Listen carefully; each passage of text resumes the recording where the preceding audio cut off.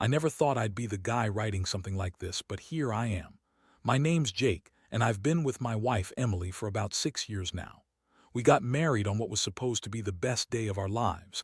Anniversary dinner, gifts, champagne, all that cheesy stuff. I cooked the whole meal myself, setting up the table, making sure everything was perfect.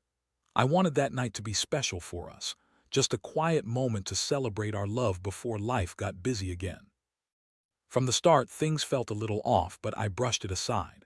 Emily was always a bit bitchy. She's the type who can be charming one second and cold as ice the next, especially when she doesn't get her way.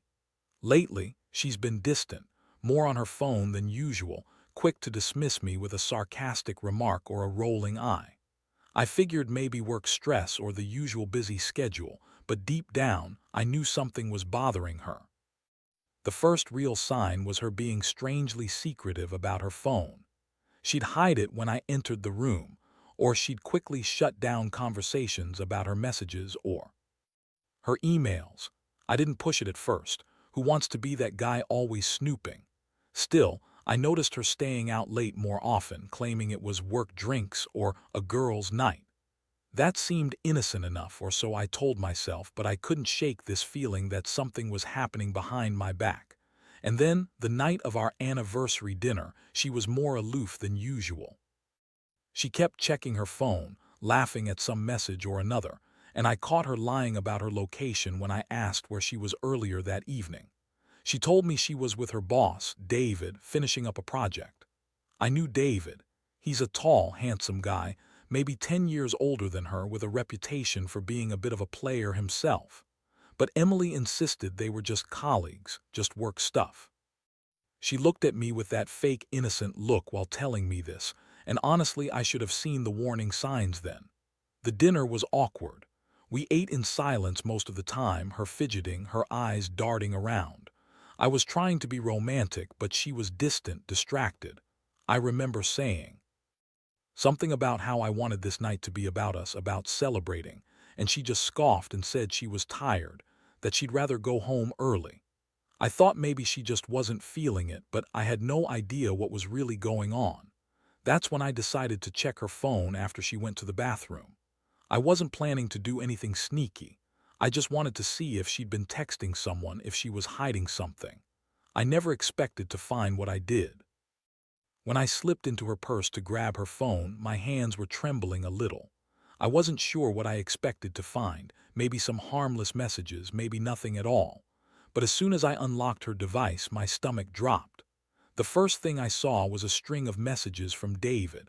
Not just casual work talk either. They were flirty, suggestive, and downright inappropriate. The kind of stuff that makes your skin crawl. I scrolled through them quickly.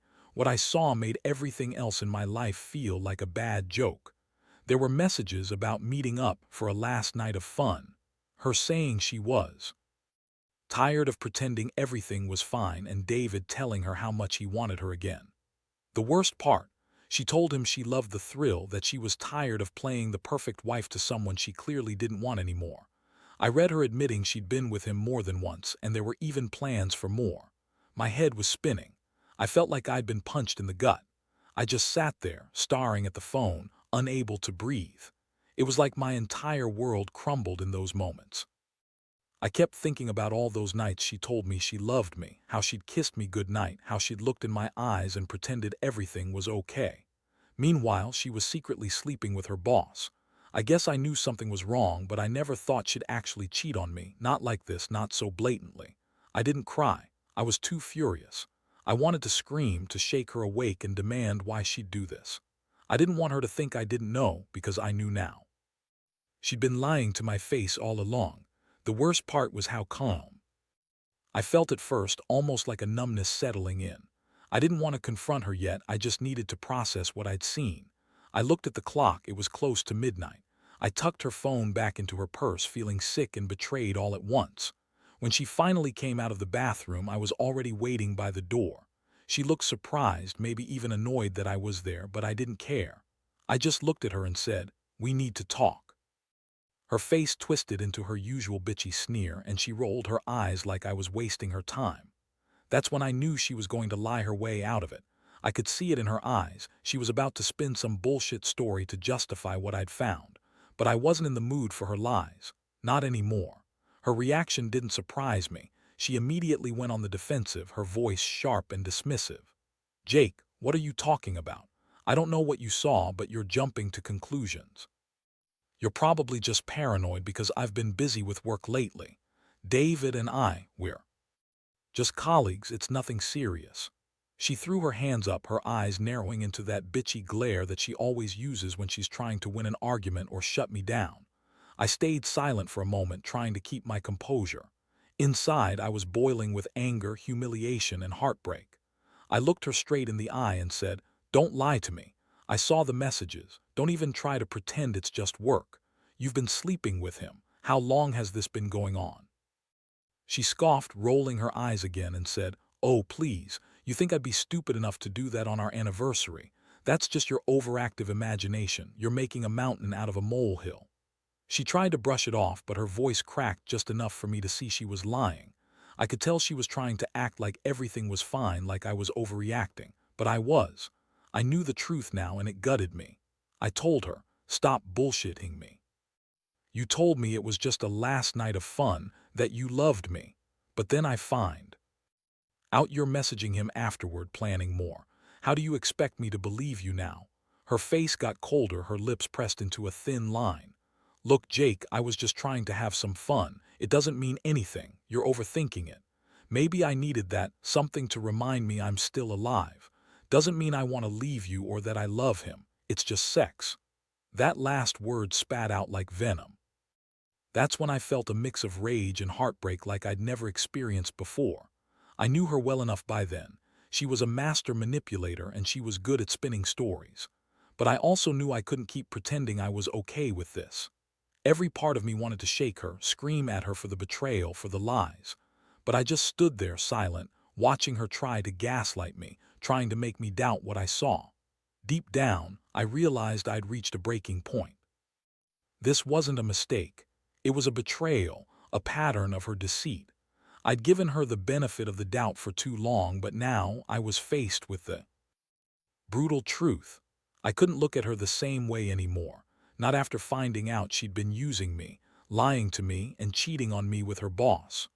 All I could think about was how her last night of fun turned into something much darker, and how I'd been played for a fool. After she finished her stupid excuses, I felt like I was in some kind of nightmare I couldn't wake up from. I stared at her, trying to process everything. Her betrayal, her lies, the way she thought she could just brush it off like it was nothing. I wanted to scream at her, to just rip her apart with words, but I couldn't find the strength. Instead, I just told her, "You're full of shit, Emily. All this time I thought we had something real. Turns out I was just your cover, your fool. You've been sleeping with your boss while pretending to love me, and now you're trying to gaslight me into believing it's no big deal." She rolled her eyes again, crossing her arms and leaning back. "Jake, you're making this a bigger deal than it is. I made a mistake, yeah, but it does mean I want to leave you. I was just bored, okay? Work, been stressful, and David, been there for me. It's not like I planned this, it just happened. You have to understand, I'm not some trashy slut. I just needed a break, a little excitement." That's when I lost it. I finally snapped and told her, "Excitement? You call sleeping with your boss excitement? Do you even hear yourself? You're cheating on me, lying to my face, and you're trying to justify it like it's some kind of shitty hobby you picked up. Well, I'm done. I've had enough of your bullshit." My voice was shaking, but I didn't care. I was furious and broken all at the same time. I could see her trying to play the victim, how she looked all innocent and hurt, like I was the one overreacting. That fake, bitchy smile she always puts on when she's about to lie. But I wasn't buying it anymore. I told her I needed space, that I was done talking for now. I grabbed my coat and walked out the door, leaving her standing there, sneering in her usual petty way. As I drove home, I felt the weight of everything crashing down on me. The betrayal, the humiliation, the complete loss of trust. I had no idea what I was going to do next, whether I could ever forgive her, or if it was even possible to rebuild what was broken. All I knew was that I never thought she'd do something so fucking low. That was the night my life changed forever, and I couldn't believe I was even considering what to do next. The drive home was a blur of rage, sadness, and confusion. I kept replaying everything in my mind. The way she lied, the messages from David, her blasé attitude like she didn't just crush everything we'd built. I couldn't sleep that night. Instead, I sat in my quiet apartment, staring at the ceiling, trying to make sense of it all. How could she do this? How could she lie so easily, act like it was no big deal? I felt like a fool, a complete idiot for trusting her even a little. Over the next few days, everything changed. She kept texting me, trying to act like nothing happened, sending those fake, "I love you" messages, the kind she's always used to manipulate me, but I wasn't buying it anymore. Every time I saw her name pop up on my phone, my stomach clenched. I couldn't stand the thought of her pretending everything was normal when she was out sleeping with her boss behind my back. That betrayal ran so deep, I genuinely questioned whether I still knew her at all. I decided I needed to confront her again, face to face. I told her I wanted to talk, the kind of talk that didn't involve her spinning some bullshit story. When she finally agreed to meet, she came over like she was the innocent victim, all bitchy smirk and dismissive attitude. She tried to deny everything again, claiming I was overreacting, that she was just confused, and that David was just a friend who got into her head. That was her classic move, try to make me feel crazy, make it seem like I was the one overreacting to her cheating. I didn't want to hear her lies anymore. I told her straight up, "You don't get to lie your way out of this. I saw the messages, Emily. I know what you did.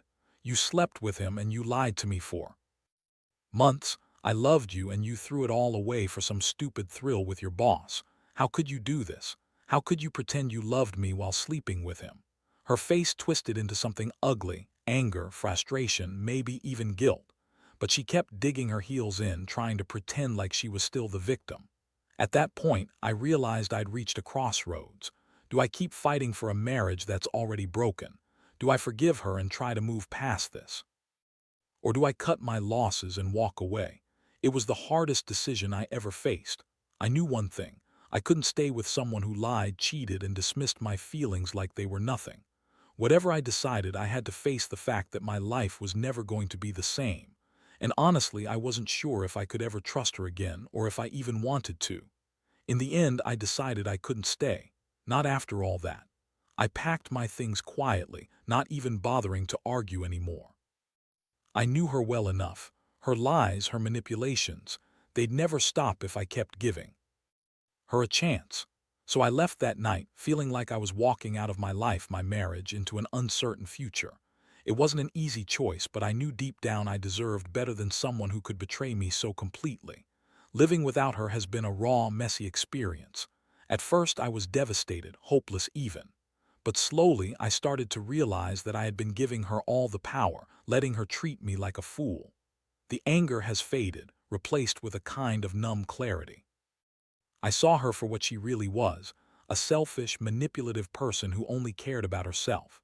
The trust is gone, and honestly, I don't think I'd want it back, not from her. What I learned from this whole mess is simple but brutal. Don't ignore the signs. Trust your gut and don't let anyone make you feel crazy for questioning what's right in front of you. If someone cheats on you, lies, and dismisses your feelings, those aren't mistakes or misunderstandings. They're betrayals. And no matter how much you love someone, you have to protect yourself first. Right now, I'm focusing on rebuilding my life. It's going to take time, but I'm done mourning the person she pretended to be. I want real, honest happiness, something I thought I had with her but lost forever. For anyone out there going through the same pain, I can only say, trust yourself. Never let anyone treat you like you're less than you are. Because in the end, the ones who truly love you won't hurt you like this. And you deserve to find someone who values you enough to be honest, even when it's hard.